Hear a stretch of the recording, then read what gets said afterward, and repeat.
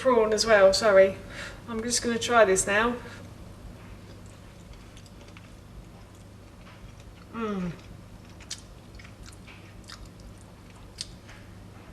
The prawns certainly give it a different flavour to a normal spag bowl. Hi everyone and welcome back to Googie's Kitchen, and if you are new here then hello and welcome. My name's Alexis, and in today's video I want to share with you how to make my delicious prawn spag bowl. As I just mentioned, today I want to share with you how to make a delicious prawn spaghetti bolognese, or spag bowl as we like to call it in our house.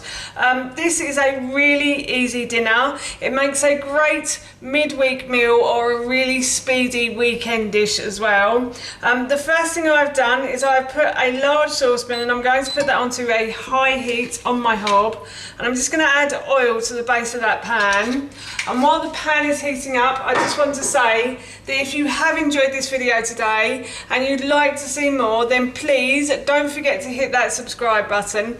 And if you did enjoy this video, please feel free to give it a big thumbs up, because everything like that really helps me out. So yes, as I said, I'm just going to leave this pan to heat up. The pan is getting nice and hot, so what I'm going to do now is I'm going to add in an onion. So I've peeled, sliced and diced one red onion, and I'm just going to add that to the base of the pan, and I'm going to fry the onion until it starts to soften. So this should take around about 3 to 5 minutes, and once it starts to soften it will also hopefully start to go about golden brown as well. So I'm just going to continue to fry the onion. The onion has just started to soften and it has just started to go slightly golden brown, and at this point I would normally add in garlic.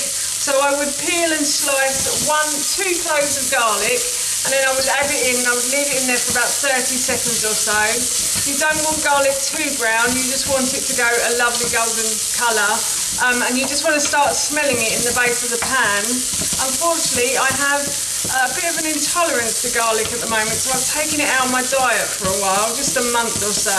So I'm not going to add any garlic in at the moment, but I'm hoping that explanation of adding garlic in was helpful if you are going to add it in. And now what I've got here is 1 courgette and 1 carrot that I've simply peeled and grated. And the reason I tend to grate my vegetables is so that my little family, my lovely little family, who aren't great vegetable fans, don't know it's in there. So I'm just, yeah.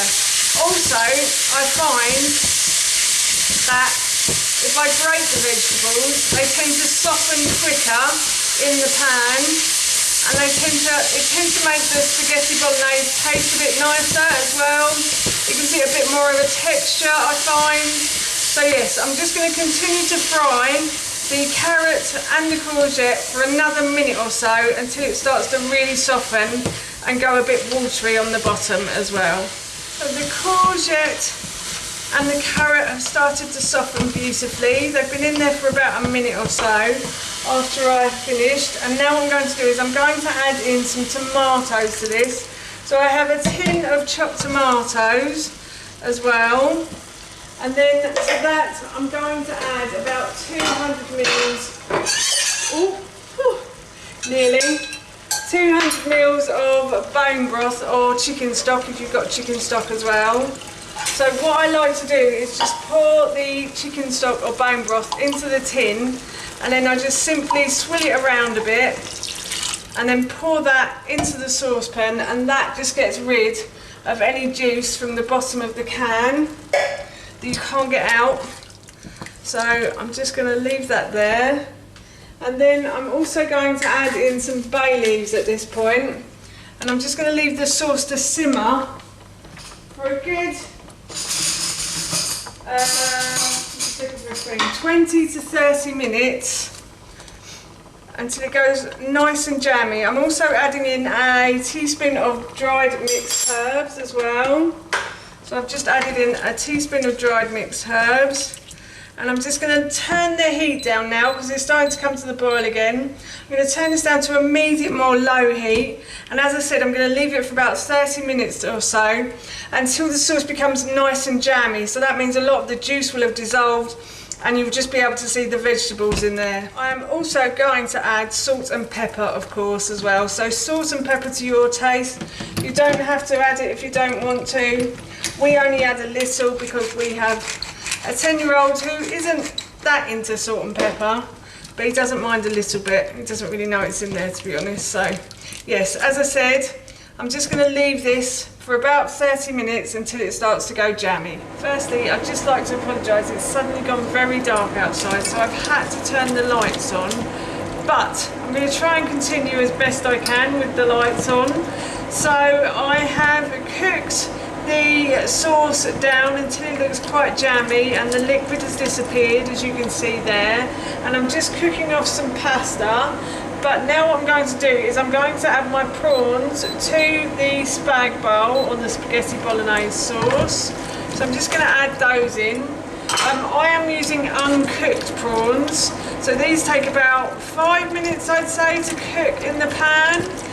If you are using cooked prawns, then you can just add those in when you add the pasta in. You don't want to cook prawns for too long because otherwise they become quite rubbery, and no one likes a rubbery prawn, do they? So yes, I'm going to continue to cook these prawns until they turn pink. So they've got to go from grey to pink, and that's when they'll be done.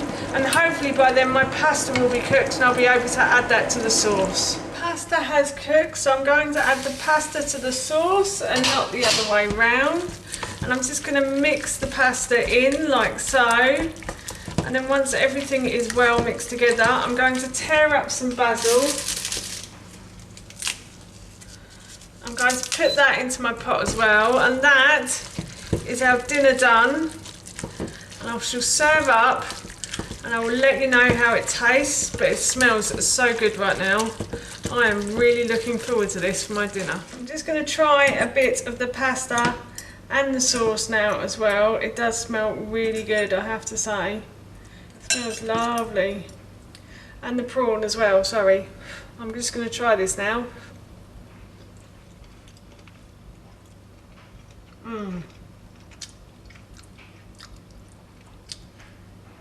The prawns certainly give it a different flavour to a normal spag bowl, but it's still really nice. It's kind of a fishy spag bowl.